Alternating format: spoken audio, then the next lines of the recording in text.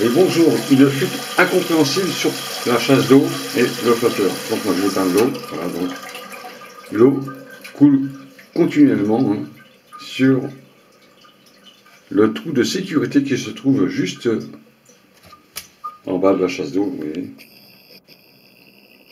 vous avez un trou de sécurité qui permet d'évacuer l'eau. Quand la cuve est trop pleine, l'eau s'évacue par là. C'est-à-dire que si il y avait par exemple un bouchon ici, si c'était fermé, l'eau déborderait par terre. Donc ça c'est une sécurité, c'est normal. Mais vous ne comprenez pas, votre joint de membrane est OK, votre joint de fixation est OK, et vos joints de cuve et de chasse d'eau est OK. Mais vous avez toujours cette fuite, l'eau qui coule sans arrêt. Alors ça peut venir du mécanisme.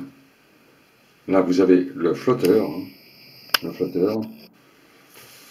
qui permet de lever un petit, une sorte de bouée qui permet de fermer la valve qui est ici à l'intérieur. Ça s'appelle une membrane.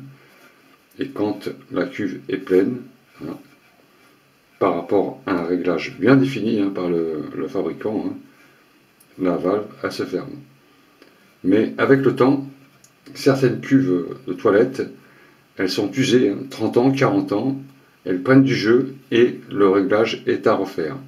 Donc là, vous avez sur ce modèle-là une vis qui permet de régler la valve de façon à ce que l'eau n'arrive pas au bord de la chasse d'eau, juste au bord. Alors, je vais démonter la caméra et vous allez voir ce qui se passe quand on règle le flotteur. Vous allez voir. Alors vous avez la chasse d'eau et là vous avez le flotteur. Là, juste au bord, vous avez l'eau qui arrive juste au bord ici. Et ça, c'est pas bon. Ça veut dire qu'il y a un problème sur le flotteur. Peut-être la petite bouée qui est là. Si vous avez une bouée qui est percée ou usée ou plein de calcaire à l'intérieur, c'est-à-dire que le mécanisme il joue mal, vous allez avoir l'eau qui arrive juste au bord. Et ça, c'est pas bon.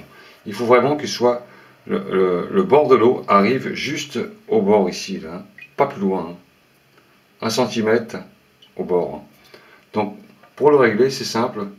Il faut déjà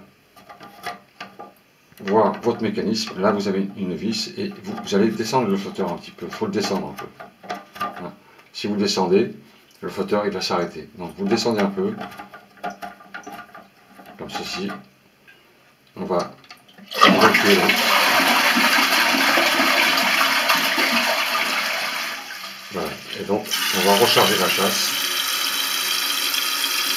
Et on va régler le flotteur à 1 cm du bord, pas plus. Il ne faut pas que ça déborde. Car si ça déborde, l'eau coule ici et va couler dans vos toilettes. Vous allez voir un petit filet d'eau qui coule à l'intérieur des toilettes.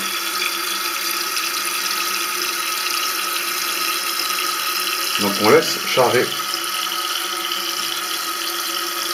l'eau dans votre cuvette, dans votre réservoir plutôt. Et on va voir où ça s'arrête. Donc il faut descendre le flotteur. Pour avoir moins de niveau, il faut descendre le flotteur. Ça se règle. Alors ça c'est dû à l'usure des mécanismes avec le temps. Ça prend du jeu et c'est usé et ça n'a plus les mêmes propriétés. Car ça c'est calibré en usine pour un cubage très exact. Vous allez voir. Là, j'ai revissé un peu, le flotteur il s'arrête maintenant juste ici, donc on peut rajouter encore un peu, on peut le remonter. Voilà, je le remonte un peu, normalement il devrait s'arrêter. Voilà, donc là il s'arrête, pas au bord, mais un peu en dessous, donc je vais revisser encore un peu justement. Voilà. Mais ça c'est pas grave, c'est normal, quand on touche ici ça sera en fonction. Si jamais on déborde trop, on entend le dégoulinement. Normalement, on ne doit pas entendre le dégoulinement par le trou. Il faut que ça s'arrête avant. Donc, je vais refermer, enfin, je vais rouvrir cette chasse d'eau. Je vais voir si le réglage est bon. Il faut le faire plusieurs fois hein, pour avoir le bon réglage. Donc on attend un peu. Alors ça c'est des fuites. Un exemple, hein, si vous partez par exemple en week-end, vous allez aux toilettes et vous tirez la chasse d'eau puis vous sortez. Ça peut vous faire des factures énormes. Il faut faire très attention à ça. Hein. Ça peut vous augmenter votre facture de quelques centaines d'euros. Il faut faire attention. Parce qu'on ne fait pas attention. Hein. C'est de l'automatisme. On tire la chasse d'eau, on sort. Hein. Même si on part par exemple une semaine en vacances, on a été aux toilettes avant, on ferme la porte et votre chasse d'eau elle continue et continue. J'ai eu un commentaire comme ça d'une personne qui a eu 4000 euros de facture d'eau. Hein. À cause justement de ce problème de fuite d'eau des toilettes. Voilà. Il faut que le flotteur soit plus bas hein, pour l'arrêter avant ce niveau-là. Voilà, là il est bien, hein. D'accord. Donc on a assez d'eau pour évacuer les éléments. Hein. Si vous voulez un peu plus d'eau, vous rajoutez, hein, vous dévissez un peu. Hein. Quand on dévisse, alors, quand on le visse, il monte, pardon, hein, vous allez voir d'ailleurs, il monte, c'est-à-dire que le flotteur, il va continuer à marcher un petit peu, voilà, pas grand-chose, oui. Oui. On va continuer un petit peu, il devrait s'arrêter normalement, voilà, là il s'arrête. Là je suis à 5 mm du bord à peu près, moi je le vois, hein, 5 mm du bord, voilà, donc réglez votre flotteur, hein, il y a toujours une vis pour régler le flotteur. Hein, le flotteur, c'est ça. Hein, c'est une bouée qui permet d'arrêter l'eau. Hein.